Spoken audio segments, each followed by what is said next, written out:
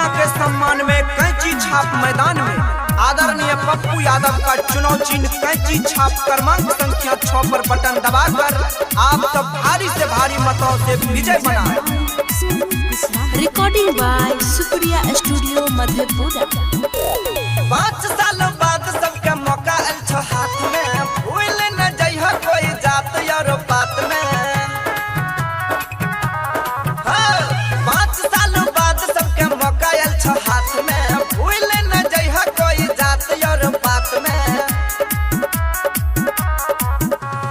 जे छिए गरीब जन के मसीहा एकरा नहीं भूलै हो पप्पू यादव के जितै हा, कैंची पर बटन दबाई हा। जे छिए गरीब जन के मसीहा एकरा नहीं भूलै हो पप्पू यादव के जितै हा, 6 नंबर पर बटन दबाई हा। पप्पू यादव जिंदाबाद जिंदाबाद जिंदाबाद, कैंची छाप जिंदाबाद जिंदाबाद जिंदाबाद, पूर्णिया के गंगा जिंदाबाद जिंदाबाद जिंदाबाद। कोनो समस्या होय छै आब जाय छै त एके फोन पर, दिन रात सेवा करै छै, खेल जाय छै त अपन जान पा। अबरी भूली हो न कोई एकर नाम हो, ई त जनता खातिर दै छै जान हो।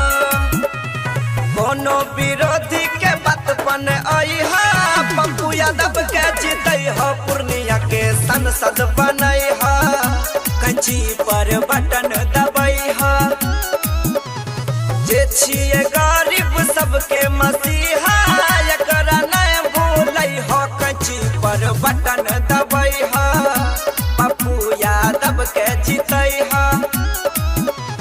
पप्पू यादव जिंदाबाद जिंदाबाद जिंदाबाद, कैंची छाप जिंदाबाद जिंदाबाद जिंदाबाद, पूर्णिया के गंगा जिंदाबाद जिंदाबाद जिंदाबाद।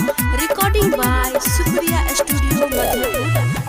बाढ़ कोरोना में कैल कई सबके समस्या के इहे हाल हो, केकरो साथ छोड़ै नहीं छै पप्पू यादव एक पल हो। उमर नीरज पकार यमाल हो, जकरै सबके समस्या के हरदम हाल हो। इने उने नहीं कान्हा भूलै हा, पप्पू यादव के जीतै हो, कैंची पर बटन दबाई हा, 6 नंबर पर बटन दबाई हा। जे छिए गरीब जन के मसीहा एकरा नहीं भूलै हो, पप्पू यादव के जीतै हा, पूर्णिया के सांसद बन